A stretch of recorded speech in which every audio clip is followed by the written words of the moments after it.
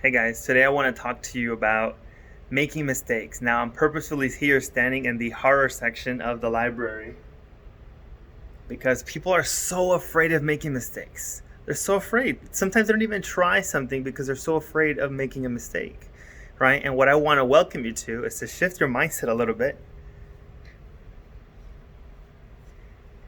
and fall in love with making mistakes. This is the romance section. Yes, fall in love with making mistakes. Because one thing that you don't know is that when you make mistakes, is you're actually learning way more than when you're getting something right. Right? Let's sit down for a second. Let's chat about this because this is a big one. Now, this is relatable to math, and this is also relatable to just life in general. And I'll try to make it applicable to both because they're so huge. Okay, they're so important. So, in life, okay, we'll talk about life and we'll talk about math in general. A lot of people are stuck waiting for everything to be correct, right? Everything to be lined up so that they can take that chance. But if you don't take that chance, if you're not willing to fail, then that thing that you really want is not really something you really want, something that you're never going to get, right? You have to be willing to take that risk, knowing or not knowing what's going to come from it, okay? And failure is something that you got to accept as part of the process, right? One thing that Emerson said, the guy who invented the light bulb or electricity, right? He said he failed 1,000 times, right? He tried so many different experiments trying to make this work, and this was back when there was nothing other than a candle to light things up. And after failing 1,000 times, he just said, "I found 1,000 ways this is not going to work. 1,000 ways this is not going to work. Now I'm ready to find what's going to work." Right? So failing is part of the process of success. Success is overcoming something. It's achieving something by overcoming something. And if you're only achieving things that are easy, then they're probably not out of your comfort zone. They're probably not out of your reach.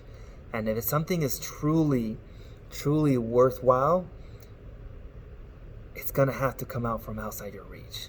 So I encourage you today, take a chance, take a risk, and go make something happen. Don't be afraid of making mistakes. Don't worry about what people are going to think about you. Don't worry what people are going to say. How am I going to look? Am I going to feel embarrassed? Don't worry about it. You're too focused on other people. You need to focus on yourself. What is it that I want? And what is it that I'm willing to do to get there? And if I fail in the way, I fail in the way and I learn from it and we keep moving forward. Right? You have so much more to learn from something and you get to learn a lot from your mistakes. So make mistakes. Welcome them into your life. And say what you got and learn from it. It's only considered a failure if you stop there at the mistake, right? If you quit too soon, then you're considered that failure where I failed at this. But if you try something and it's not good enough, or you make a mistake, or something doesn't go the way you planned it, then take another chance, take another risk, learn from that mistake and adjust. Try a different route, try a different option, but keep going after what you truly want in life. Never stop. Okay, now mathematically, I try to make things as much as possible to resonate with you. Okay, I give you 10 opportunities to be able to make up an assignment. So you're allowed to fail up to even 9 times. Okay, 9 times you can fail before getting that grade that you really want. And what I encourage you to do, right, is to take the risk doing the warm-ups. Take the risk trying the homework out. Let's say that you get them all wrong. Let's learn from it. Watch a YouTube video, rewatch the lesson, try the example again. Take the risk. What's happening here by you taking the risk is that you're learning the wrong thing or the wrong way of doing something. By exhausting that aspect of things mathematically, by exhausting it, you are telling yourself, okay, now I sort of know what's not going to work. Try it again. I've also learned how it's not going to work. Try it again. The more you do this, the more you start learning everything that's not working. And that's actually a lot. Because when you come to me for tutoring, when you come for me for help, guess what's going to happen? You've already have your mind prepared. Your mindset is ready to absorb the correct information. You're not just there standing anymore or sitting there wondering, well, what's going to happen? Your brain is ready to absorb the right knowledge. The more you exhaust yourself into the wrong opportunities. So by you making mistakes, at least in math and in life, you are actually preparing your mind to take in what's good. And guess what's good? I'm what's good. I'm going to help you get what's good, right? So my goal here is to help you be the better version. But if you don't take any risks, if you don't fail, if you don't learn from those mistakes, guess what's going to happen is you're going to come from me for help. And you're like, I just don't get it. I don't understand any of this. And no matter how many times I explain it to you, guess what? You're not going to get it. Because it comes down to you failing on your own and you picking yourself back up and figuring out what works and what doesn't work. And when something doesn't work and you truly understand why it doesn't work, when you hear me or anyone else say how it is going to work, then you start taking everything and you start learning way faster. You absorb information faster. You really get it, like things click, like, oh, that makes sense.